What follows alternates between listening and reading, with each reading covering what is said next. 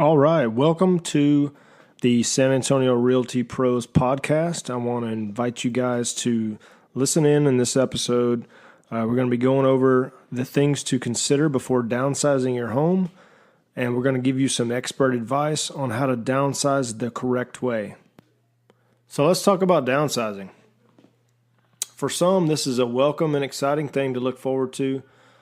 For others, it's something that you'd rather not even think about, let alone actually do. Not to mention, you and your spouse may not even be on the same page with it, so you guys might be going completely different directions. As far as downsizing, it can be a super emotional decision and a huge process, and it helps to take an objective look at it before you make any decisions on what you're going to do. So this podcast is going to it's not intended to encourage or discourage you from downsizing. I'm just here to simply help you give it an appropriate thought and how to plan it out. Because there's obviously no right or perfect time, for everyone to downsize. Everybody's life and lifestyle, financial picture are all different. But the most common mistakes that people make is to not downsize soon enough. For some people, the decision to downsize and the process can take some time. So while you may not be ready to downsize right now, starting to think about it, think it through, and making a plan is one of the smartest things that you can do. If you've already made the decision to downsize, this podcast may help you get where you want a little bit more smoothly and thoughtfully and a little quicker. And I hope that you find the podcast helpful and that it addresses any thoughts or concerns and questions you might have. But if it doesn't, please feel free to reach out to me directly by phone, text, or email, and I'll be happy to answer any questions you have. You can always hit us up on Facebook at San Antonio Realty Pros is our handle on Facebook. You can check our website out at www.sanantoniorealtypros.com and just hit the contact us button there. But without any further ado, let's talk about the less is more in most cases. So when people hear the word downsizing, they often associate it with like older people, retirees, empty nesters, or people headed to an assisted living home or a nursing home. Now, those people are certainly likely to consider downsizing, but they're not the only ones. More and more people are seeking less house, to call home. Housing has become more and more costly. The upkeep and the maintenance, the bills, more costly the bigger the house is. So, you got these large square footage homes, the electric bills are higher and things like that. So it's not just something that people do for the cost benefits either, though. People are doing it because it's becoming cool. It's actually becoming desirable to have a tiny house. This whole thing, just look at the tiny house movement. Although it's an extreme example, it's pretty crazy. Most people can't and won't fit themselves into a tiny house. Luckily, there's plenty of alternatives to choose from. But the question is, what's so appealing about this to so many people? Freedom is one of the big parts. Less to worry about, got less on your mind, less cost, lower property tax, which is a huge thing. More liquidity, actually. You're going to have more cash. You got more money to do things with your loved ones and just the stuff that you want to do.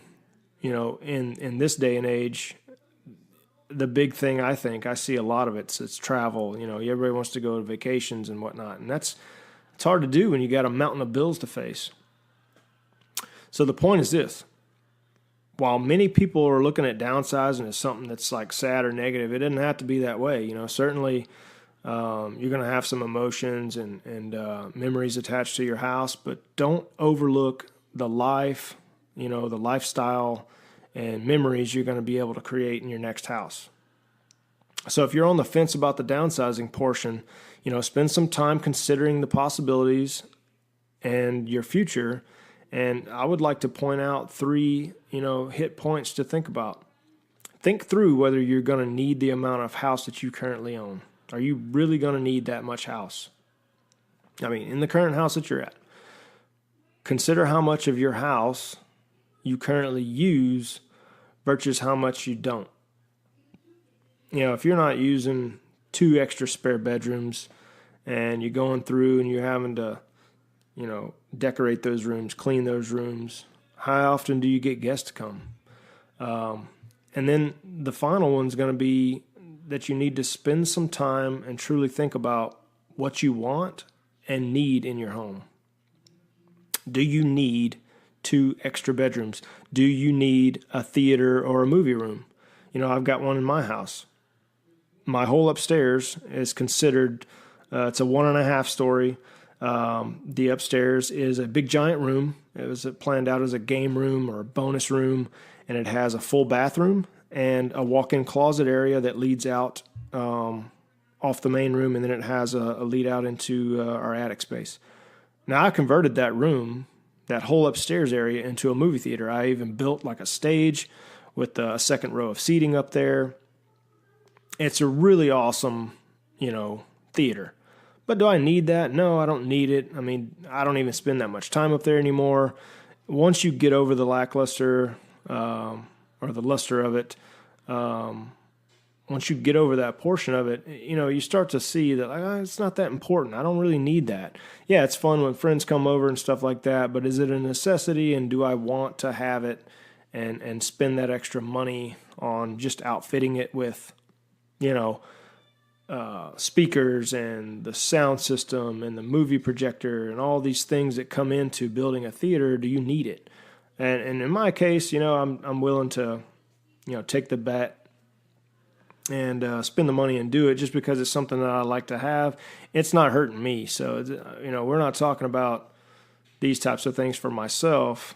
The most important thing is to remember, think it through, consider, how much house that you currently use versus how much you don't, and then, spend some time thinking about what you need in your next home.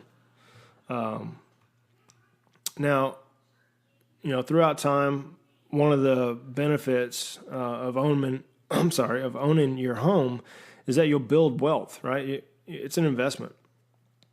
Probably you bought your house a couple of years ago, or whatever the case may be, and the value has actually gone up, and you paid down the mortgage over time. So ideally, you should have some money to work with once you sell your home.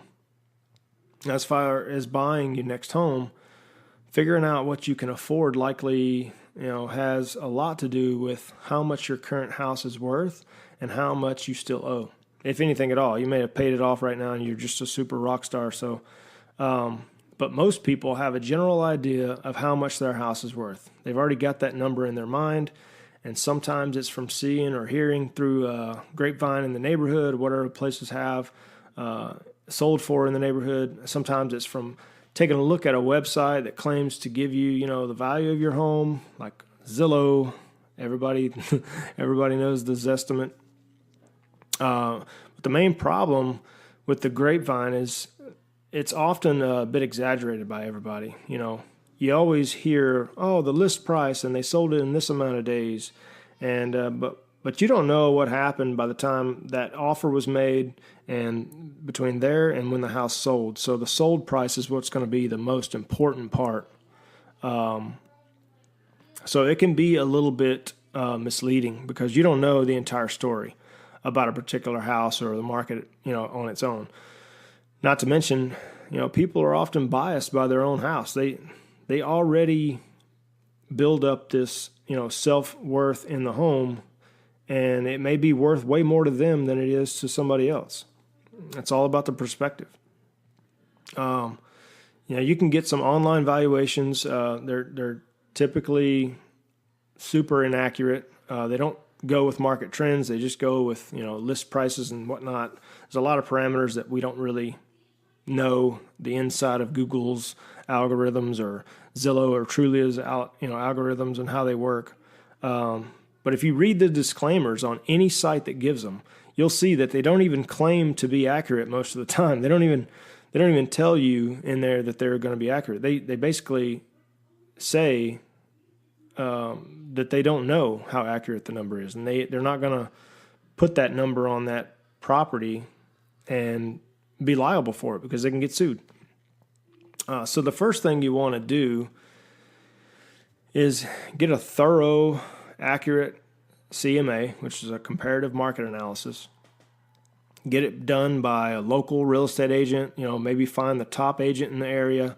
Get an appraisal from a real estate appraiser. That's the number one deal besides getting a CMA done by an agent. The agent's going to know the area.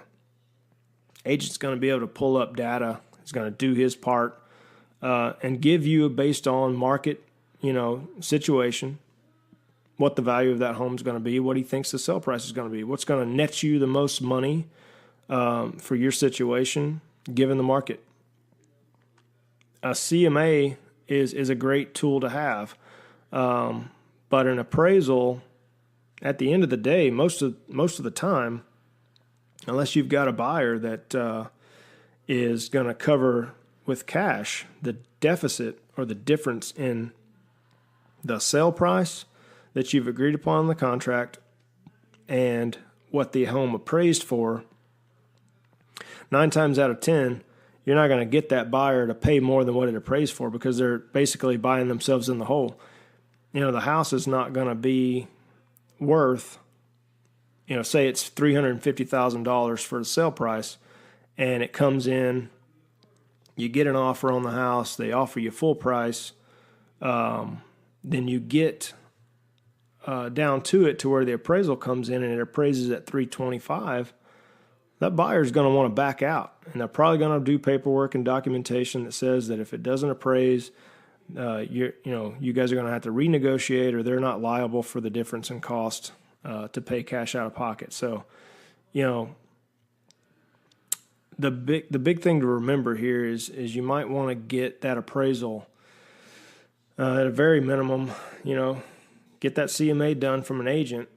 And almost every agent that you come across is going to do that for free, while most appraisers are going to charge you a couple $100, depending on the size of the home.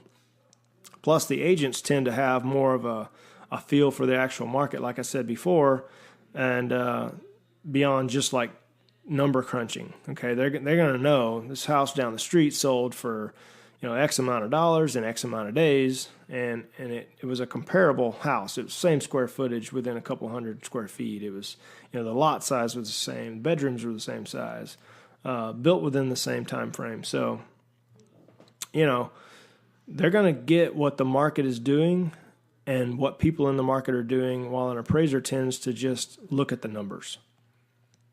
You also, may want to ask the agent to do a net sheet for you.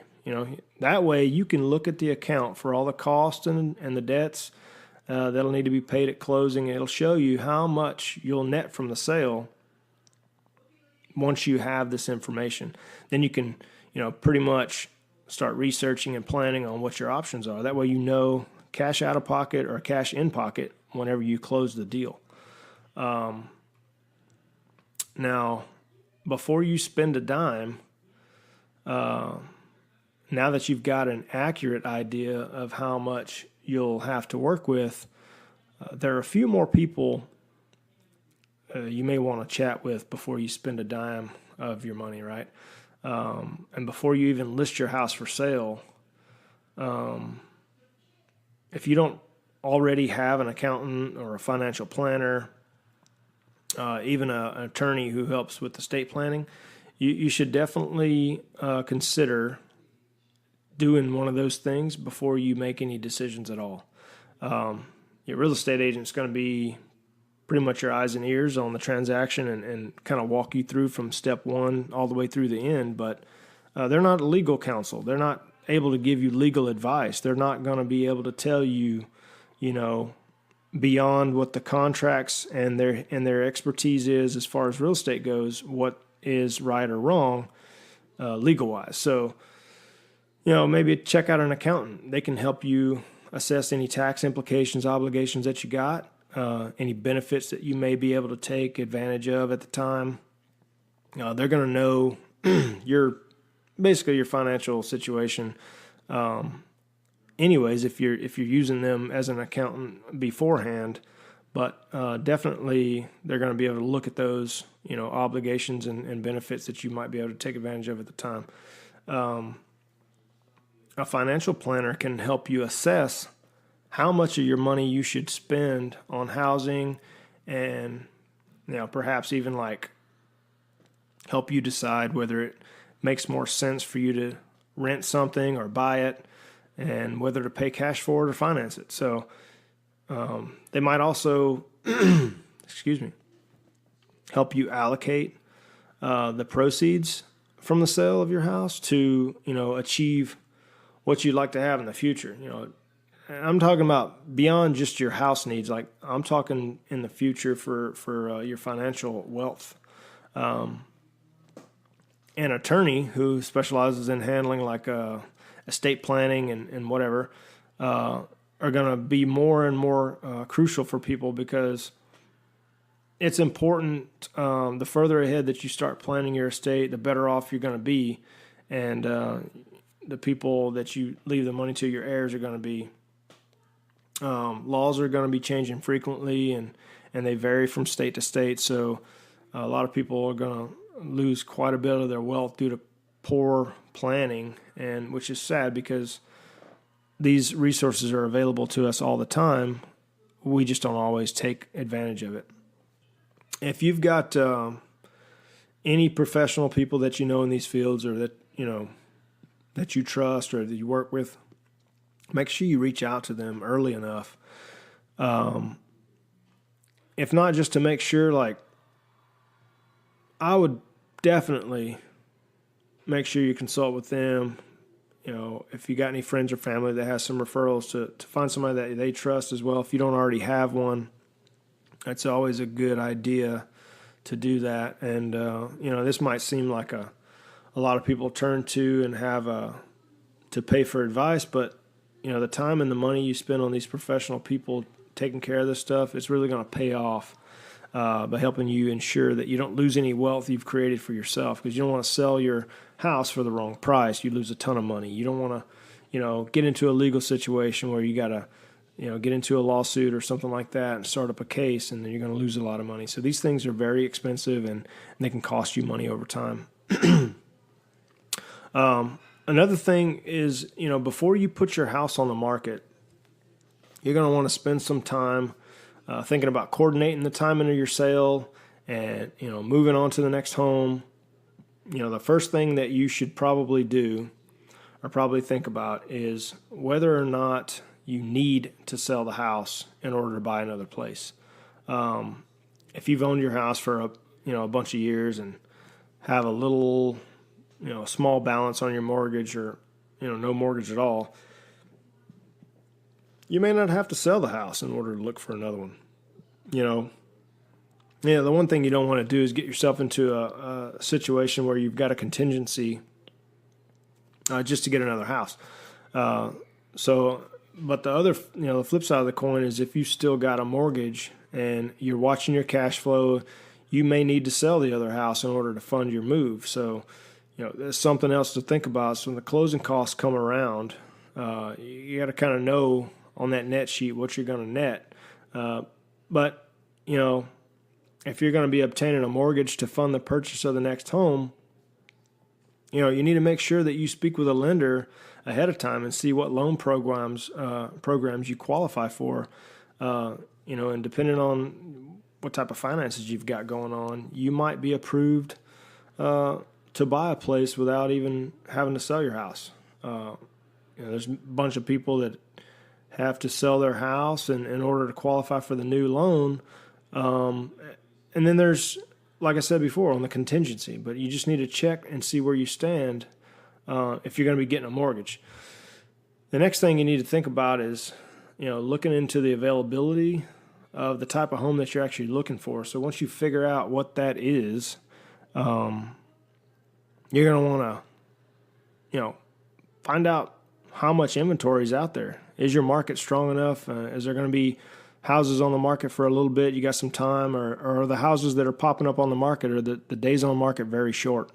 One instance or example is if you want a single story ranch style house, and there are plenty of them in the area, you want to move to, you don't really have too much to worry on that side, But if there's a very limited supply of those ranch style houses, and you want to put yourself in a position to jump on one as soon as it hits the market. You don't want to be waiting around, because number one, you're not going to be able to. It's just going to be gone. They're going to come off the market pretty fast.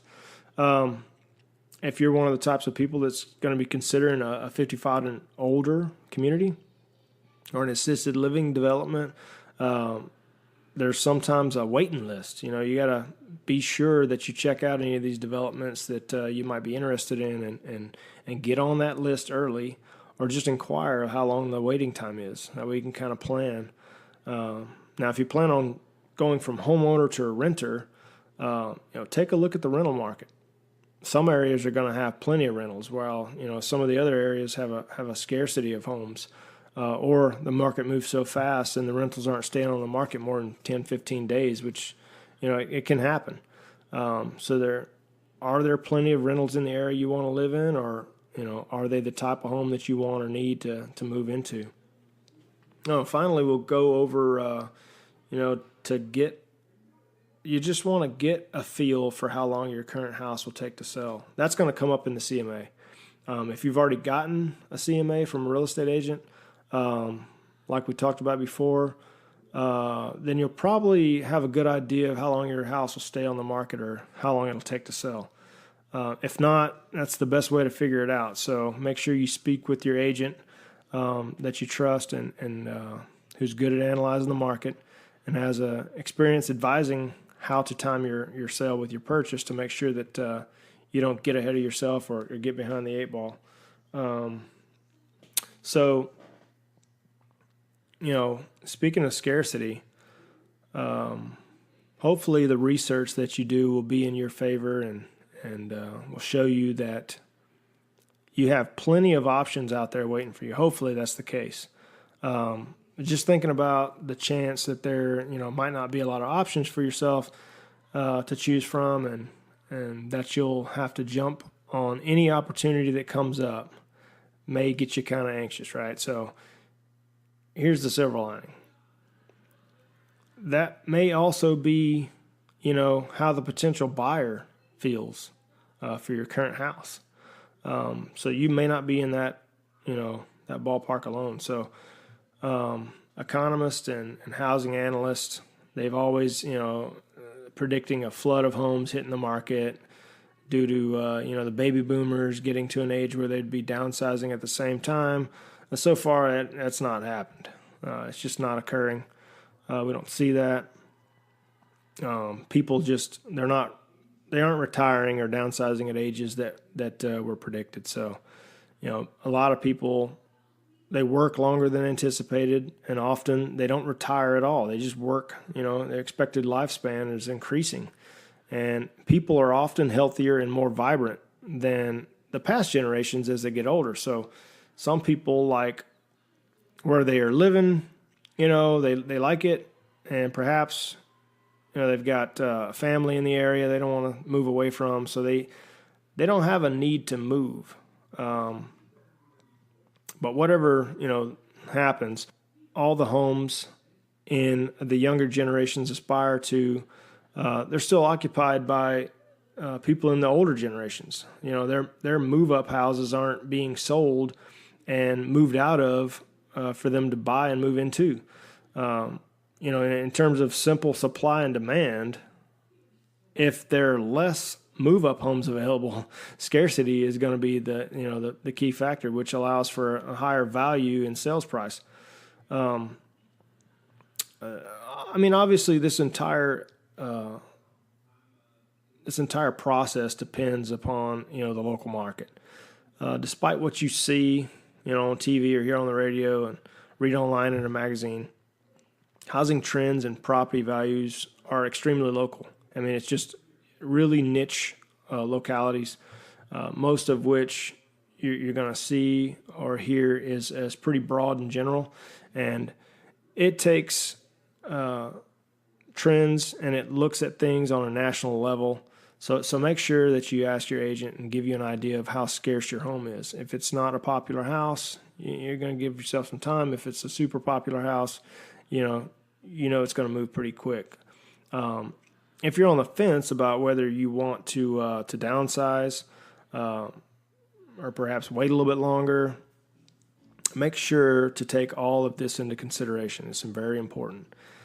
If there's a few move-up homes available in the area or in your market, currently, due to the fact that a lot of the baby boomers are still staying in their houses, you may want to consider capitalizing on that and then selling your house before everyone else does as well.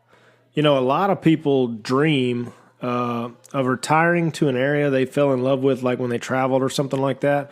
And then there's some people that want to move to where their children and family is, where their friends have moved to. So, but maybe it could be just a warmer climate, or they don't like the cold, or whatever the case may be, the weather where they're at, or it could be to get to an area with a lower cost of living. Whatever drives you to want to move to a certain area, if it's not an area that you've already lived in, I would definitely recommend take a drive there. If it's far away, fly out, visit the place, go there and spend a bunch of time there. You want to pretend like you live there, and then, you want to do this for a while before you sell your current house, and then you move yourself all the way there, and then you're going to find out like, hey, it's not what I thought it was going to be. It's not what I anticipated. If you can only do like some spare time, and you don't have that much money to travel and stay there for a little bit, it might be a week or so. But the best thing to do is if you can swing a couple of weeks, maybe to a month, it's going to be worth the time to get, rooted into the area, and it'd be all the better. So, you can rent a hotel room in that area for a couple of weeks, or you stay with some family or friends if it's in that type of an area. But to get the most authentic experience, you might want to look into renting a house or an apartment close by, like an Airbnb or VRBO. And I'm not endorsing Airbnb or VRBO, by the way. I'm just giving you a couple of ideas. These are the most popular. And then spend some time, living in that place like it was your own house. Like that's where you're going to be. Maybe you're in a startup or whatever. Spending some time living on your own in a house that's in that area is something that you couldn't easily do a few years ago. It's becoming more and more common and easy to do. And it's also a great way to feel what it would be like to live in the area.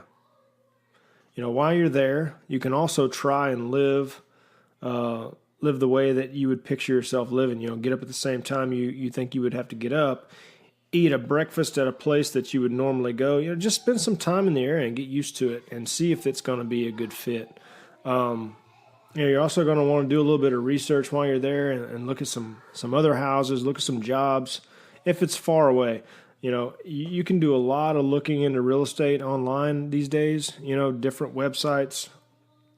But there isn't really any substitute for actually going and walking around and seeing these homes in person, or just seeing the area in person. You know what they say, a picture is worth 1,000 words. But words can be exaggerated. If you write it out, or it can just be something that's outright incorrect. It could be a lie. It could be a scam. So spending a lot of time is definitely very important. When you get ready to sell, it's pretty common for you to know, or for someone that to say, hey, I'd like to buy your house, or, it might even be a family member, son, daughter, grandchild, niece, nephew, whatever the case may be, or someone that your friend, family or friends might know. So don't be surprised if somebody you either know or you sort of know says they'd like to buy your house. This can be a good deal if it works out. Unfortunately, most of the time it doesn't. A lot of people, they like to spew a lot of things out, and there's a bunch of reasons why it might not work out, and some of the most common is that one of them is that the person who's interested, they actually can't afford to buy it. I mean, they just don't have the means to get it. And another one is, a lot of times they expect to get the greatest deal ever because your friends, your family, whatever the case may be. And then the other one's going to be the timing's not right. Maybe they can afford it. They just, right now, maybe they've got a house they've got to sell to buy, to be able to buy the house that you're moving out of. And then, maybe after they thought about it, they just don't want to buy the house. Maybe the more that they think about it overnight and talk with their family, they're not interested. They thought it might be a cool idea, whatever the case may be. And then, lastly, it's probably, one of the other deals would be if a family member might feel angry if somebody's, getting a good deal and they're not getting the deal because they can't buy it, and it's taken away from, what's theirs in terms of like future inheritance, or, that's my family's home and I want to raise my kids there, whatever the case may be. The list could be long, but it really just depends on who you have in your life and what their lives are like. The point is that while it's common for you to hear and feel or think someone wants first dibs on your house, there's a good chance they won't do anything with their chance to jump on it. I'd like to throw out a couple of tips to increase the odds of it actually happening, and happening as smooth as possible. It would be, 3 key things. Number one being determining like the amount that you're willing to accept for the house from somebody versus if it were on the open market. So if I like to use the number 350. So if you're listing your house for 350, knock $10,000 or $12,000. Now this is going to be if you can afford to do this. You're going to give them $10,000 off or help them with some closing costs or whatever the case may be. The other one is communicating with everybody who might be affected by the sale of the house, and let them know how they're being taken into consideration. If it's a relative who gets a better deal, doesn't get as much as others in the will or something like that. Also, the last thing, put a deadline on when they need to make a decision. You don't want them like, I've got this deal done. They're going to, hold on to it. Make sure that the stipulations are clear. The other part of this whole deal is decluttering. The topic of decluttering is widely spoken about. It's one of the most important things when you're going to show a home. And we have this in our other portion of our buyers and sellers guide. If you're going to sell a house, you want to make sure that it shows as well as possible in order to get the best possible price in a quick time. And to get this done, the most important thing to do before you put it on the market is to declutter the home. Most people, they've just got more stuff than they need, and it piles up, and they pretty much get used to their own clutter. I'm talking from people who are pack rats all the way to full-blown hoarders, and even on the lower end of the scale, people that they buy a lot of stuff, they store it, they pack it, their walls are full of pictures. It's just clutter. Now, clutter doesn't mean that it's useless stuff that you're going to have to throw away. I mean, you didn't want to use the opportunity to go through everything that you've got and get rid of, stuff that you don't need. Especially if you're downsizing, since you'll have like a lot less room to keep stuff that you don't need. But there are probably some things that you're going to want to keep, and they take up too much space and might prevent you from showing the house in the best light possible. So what you're going to want to do is you're going to want to go room by room. I mean, closet by closet, drawer by drawer. And you don't have to strip the house down so much that it looks vacant. Just you want to keep the essentials, and you want to stage the home to look as good as possible. But a couple of things you're going to want to do. Pack up the things you don't need on a daily basis when you're selling your house. You'll get a head start on all the packing and moving and stuff like that. And then you're going to want to rent a storage unit if you can afford to do so. Hopefully, if you're planning on downsizing, you're going to want to have a little bit of extra money on the budget to rent a storage unit or something like that. And you're going to want to put that stuff in the storage unit and maybe get yourself a storage unit that's climate controlled. If it's hard items, tools and whatnot that are stored up in the garage, I mean, stick it in one that's not so climate controlled. It's just a concrete floor type deal, as cheap as you can get. The next thing, if you're on the fence about getting rid of something, throw it in the storage. If you don't miss it or if you don't need it that whole time, it's probably a good sign that you don't need it, and you don't want to reclutter your new house with it once you're moving in. So, get yourself a storage unit for the new house, or put a storage shed in the backyard and put it in there. But use it as a good way to gradually get rid of stuff. The more you part ways with it. Next, make a list or tag everything in your house that you don't want. You don't need, if you don't have room for it. And if your family or friends come over to see if they want anything, for instance, take a piano or a grandfather clock that's been passed down the generation to generation or family to family, or some kid stuff they never took with them when they moved out. Take this stuff and tag it, see if anybody wants it, or put it in storage. Have a yard sale or something, or sell some stuff online, Craigslist, Let Go, OfferUp, things like that. Things that don't make the cut for you to keep or that nobody else in the family wants, just sell it. Make some extra cash. You might use that cash to move. And then the last thing is you can hire a company or rent a dumpster if you got a bunch of trash that you don't want to keep. I think the last time that I checked, I was doing some construction stuff with a friend of mine. We got a bid on one of those big 20-yard roll-off dumpsters that drop it off in your driveway, or if you got a piece of property that can drop it off there.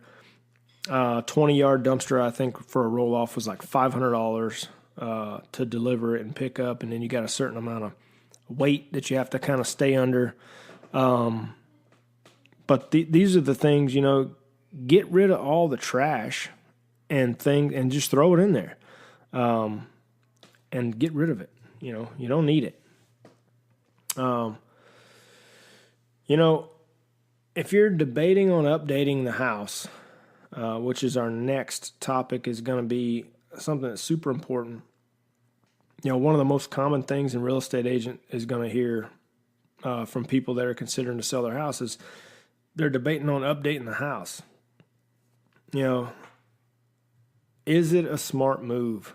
Many people are thinking that updating the house before they sell is a smart thing to do.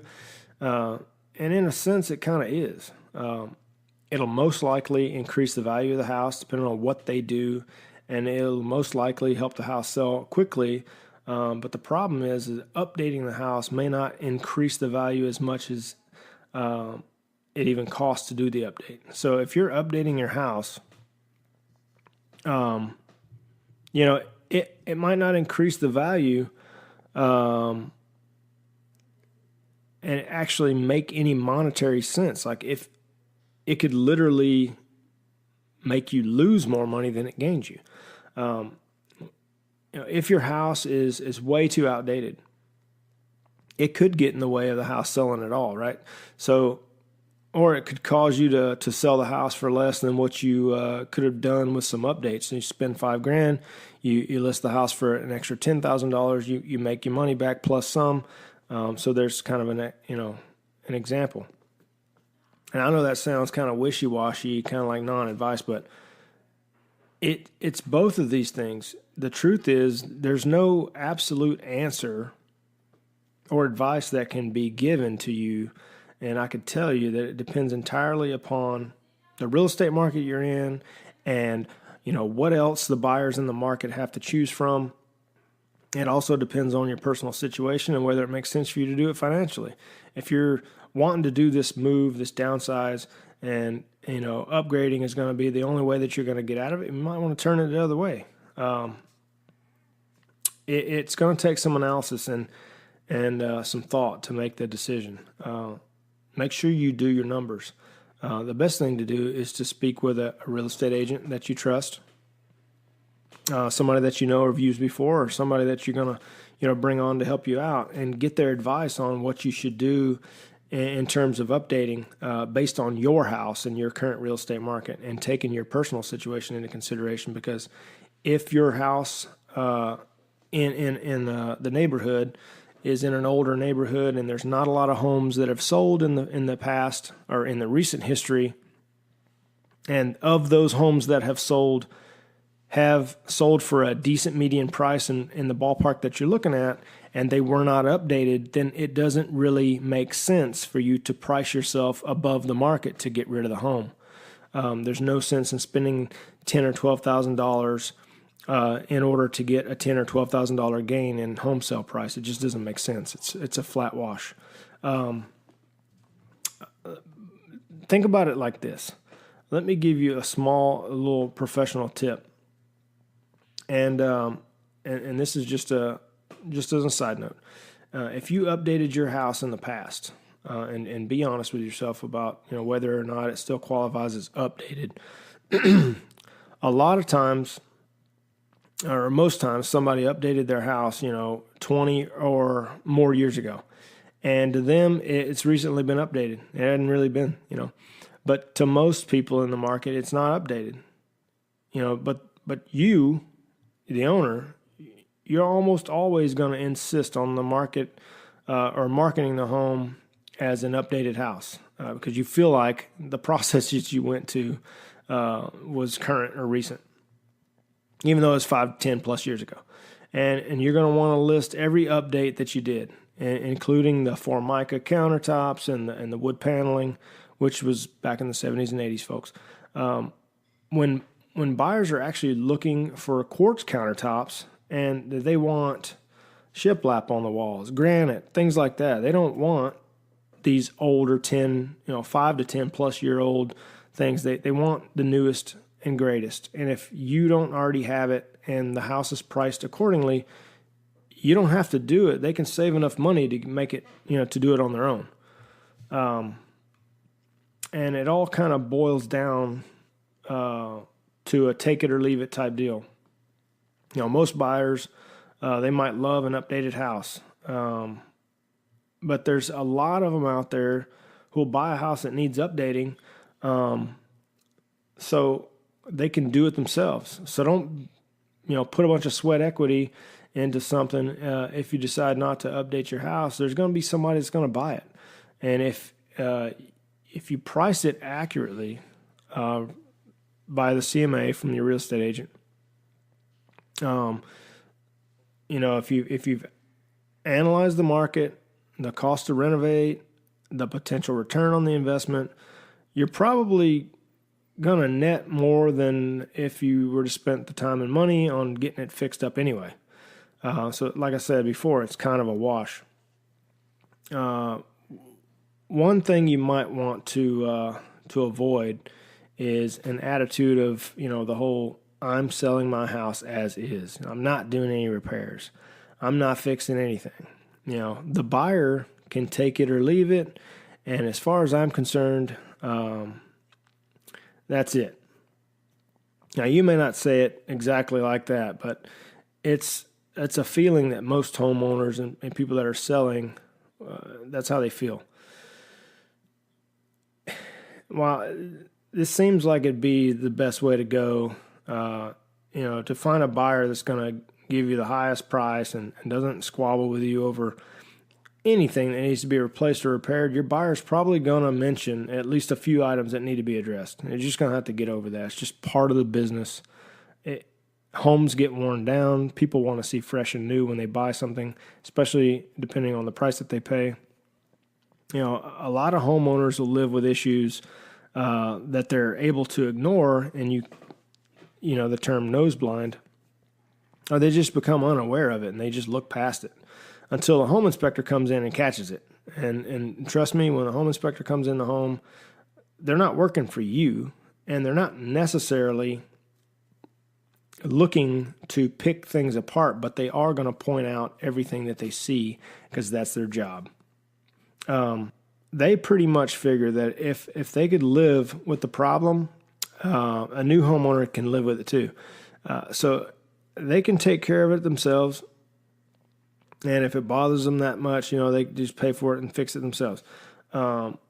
But most owners, they often feel like, the buyer is already getting a great deal on the house, and they don't want to spend any money to fix anything because they already know that in this day and age, most times the seller is the one that incurs most of the closing costs.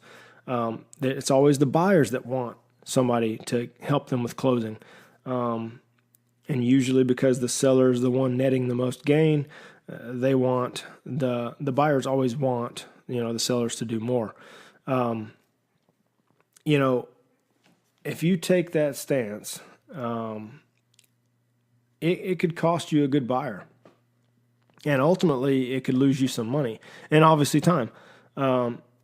If a buyer wants things replaced, repaired, or money taken off the thing, the price of the home, it's likely that any other buyer will want the same type of thing. I mean, most of the buyers that are going to come in, they see some small issues, they're going to ask about it. It's not just going to, unless you price the home in such a great value, such a great price to purchase, that they go, holy crap, I'm not going to say a word about the quality of this home because it's priced so ridiculously low that I can afford to fix everything. I can come in here and then that would be more of a flip or a purchase to where they could come in and just update everything because they got all this equity already off the bat. So you basically got a situation to where it's better for you to assess whether it makes more sense to you to have the repairs made, or you can give some credit towards the repair, then you can, have that done versus you telling them to take a hike. So you got two choices. You can take care of all the repairs that they want or, replacements that you see before you put the house on the market and really get somebody to come in there, pay for an inspector to come in and inspect it on your behalf before you sell it, fix all those things. Do you want to do that? Do you want to spend the money? Or you can let it ride, and see what the home inspection reveals when the buyer hires a home inspector, and then see what they ask for and then deal with it by getting the repairs done or negotiating a credit. Neither is going to be the right approach all the time. It's not always going to be the right way. It's just going to depend on a couple factors. It's going to depend on the current market. It's going to depend on the repairs the house needs. It's going to depend on your financial situation, your personal financial situation. And it's also going to depend on your perspective. In order to make the best, most informed decision, it's a smart idea to ask your real estate agent again for their advice on how you should approach it. They're your counselor. They're going to help you through the process. You can always take the advice or leave it. It doesn't matter. It's up to you. You're not held to anything. The real estate agent is there to help you, not dictate what you're going to do. So, just because you're downsizing, excuse me, it doesn't necessarily mean that you haven't bought or sold a house recently. But for a lot of people, that's the case. So there's a good chance that, you bought your house, decades ago.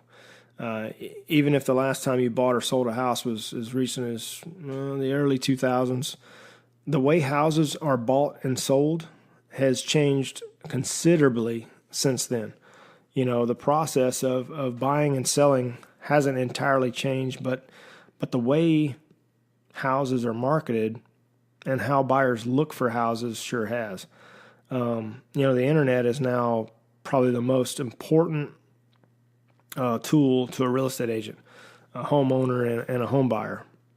It wasn't that long ago, anybody looking for a house to buy had to contact a real estate agent on the phone, for access to everything. You couldn't just Google or Zillow any information at all. There just wasn't there. It was a phone call, a newspaper, or yellow pages, whatever the case may be. Call an agent. Hope that you're getting a good one, because if you didn't know one by word of mouth, there weren't reviews. It's a blind shot in the dark whether you got a good one or not. And you contact this agent for all this access to the information, and then they're only able to see one exterior picture. It wasn't like they had 25 photos in the MLS. And a lot of times it was a black and white picture because it was on the newspaper or whatever the case may be, in the local magazine for the real estate market. But now pretty much every house that's on the market is online. Craigslist, I'm talking from the lowest platforms up. Your Craigslist, your Facebook marketplaces, and these free avenues to list your home. Zillow's, I don't know how much it even costs to list a house on Zillow.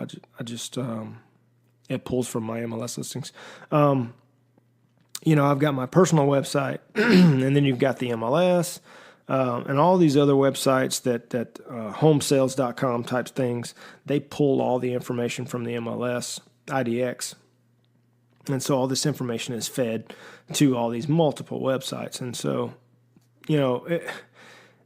it's completely changed. And you don't just see what's on the outside of the house. Like back then, you didn't see what was on the inside of the house. You didn't know. You had to go physically see the house.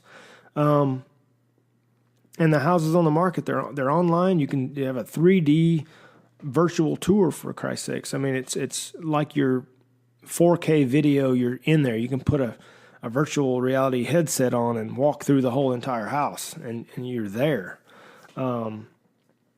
So there's no single universal or best marketing plan. Every real estate agent's got their own approach. But make sure you hire the right agent who's going to utilize the best technology and the marketing available. And if the agent that you used 20 or 30 years ago is still in the business, and you want to work with him or her again, make sure that they've adopted all the best current practices for selling houses, and that they've adapted to the changes and they haven't gotten stuck in their old ways, because there's so much technology out there, and there's so much things that are readily available to make this decision for you, that you definitely you don't want to slide on that part. Here's the other thing: hiring a downsize specialist is probably super important if you can find one. The important part would be a good marketing plan. And this would go on the agent side too, but if you find a downsizing specialist that's going to, the agent, they know a lot about it. Having a good marketing plan and utilizing the best current practices, it's not the only thing that your real estate agent should have. There's a lot of licensed real estate agents, and a lot of them can list a house and market it and get it sold. That's not a problem. They probably have thousands of listings that they've sold over their tenure. But finding one that can list your house and market it and get it sold for the highest possible price and as quickly as possible is a whole nother ball of wax, right? Some agents are going to be better than other ones, obviously, but just because an agent can display the ability to do that, that doesn't mean that they are going to be the best choice. You're going to want to find and hire an agent who will get your house sold for as much possible and as quickly as possible.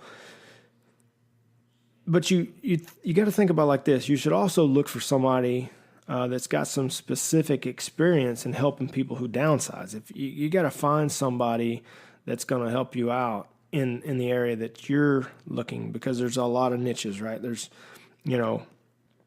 first-time buyers. You got listing agents that are really good at waterfront. You got listing agents that are good at selling land and things like that. There's certain things that an agent needs to think about and prepare for, and they handle it and avoid and execute on the sale of the house. But when the client is downsizing, it often takes more thought and attention to detail and some care. Ultimately, the agent is going to help a client make a huge life transition, and handling whatever is going to be the largest asset of their net worth, which the client's going to be using to fund their future. It's not only important as a business transaction to manage well, and it's an important and emotional event. They're going to need to be able to help the client deal with all of this. So you're going to need to, like I said, hire an agent who does not dismiss the importance of downsizing the move. And, you don't want them to just be like, oh, it's just going to chalk it up to another house sale or another listing, because that's not what it is.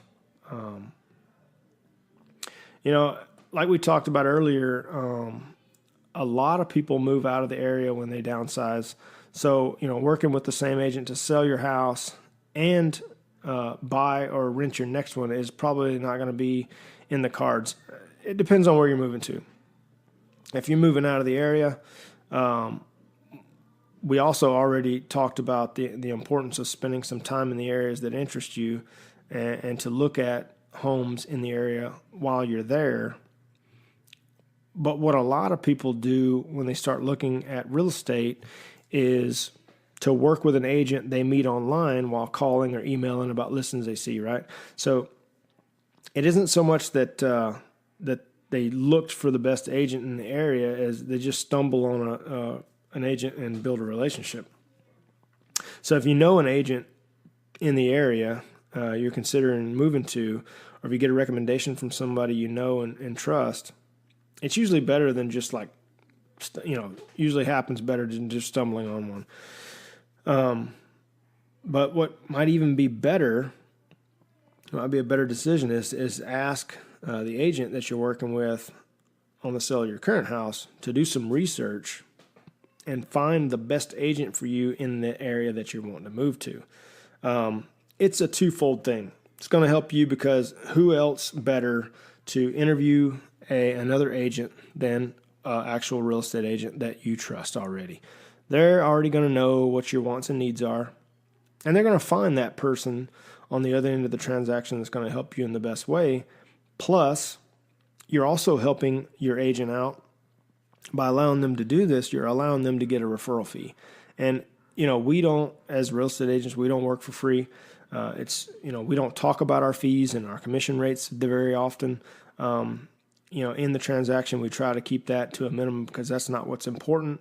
But we do an awful lot of work, and we don't get hourly pay, and everything is based on, final closing. So, transaction can be weeks to months away before an agent can get paid. So it's very important that they bring as much income in as possible. But there's a lot of moving parts. And I don't mean to be funny about that, the whole moving thing, but to move from one area to another, whether you're downsizing or not, and having an agent or having agents where you're working with and communication with each other will help you make the smoothest move possible. So if you're moving out of the area, make sure you spend some time finding the best agent in that area to help you buy or rent a home. If you already have an agent in that area that you know and trust, make sure you introduce them to each other and you have them communicate and coordinate with each other during the process. They should do this anyway, but I'm just giving you some information. If you don't have an agent already that you know and trust in the area, ask the agent you're working with on your sale to recommend one in the other area you're moving to. again. So I hope this podcast was helpful to you. Thank you so much for listening in. I hope you found this information thoughtful and informative and very helpful. And if you found it, this podcast about downsizing helpful, you might want to also read one of my booklets. It's called The Ultimate Home Seller Guide. While this podcast addresses aspects that you should consider specifically relating to downsizing, my seller's guide gets into what you should expect from start to finish when you're selling your house, and it'll help you sell your house for as much as possible and as quickly as possible. A lot of tips and tricks in there. If you also plan on buying another home, you should go to my blog and request and read a copy of my booklet, The Ultimate Buyer's Guide. So I've got one Ultimate Home Seller's Guide and one Ultimate Buyer's Guide. That one's going to help you find the best home for your wants and needs and get it at the best possible price. This podcast that we're going over, both of them, the books are free. There's no obligation. All you got to do is put your information in there. It'll send you the PDF. All you got to do is ask. I'll send you those copies, whatever ones you want, and you can either send me an email or give me a call. My email is stevenrandolphrealty@gmail.com. Otherwise, I hope you guys are also receiving and reading some series of emails that I send out that kind of relate to this podcast, and there's a few more tips in those emails to help you make your experience downsizing as smooth and efficient as possible, and also profitable. If you've got any other questions at all, please feel free to reach out. I'd love a chance to work with you guys whenever you're ready. Again, my name is Steven Randolph with the Karis Randolph Signature Property Group. We're powered by Jadestone Real Estate. You can check our website out at www.sanantoniorealtypros.com. And you can check us out on Facebook at San Antonio Realty Pros. I hope you guys enjoyed this episode. Thanks so much. I'll see you next time.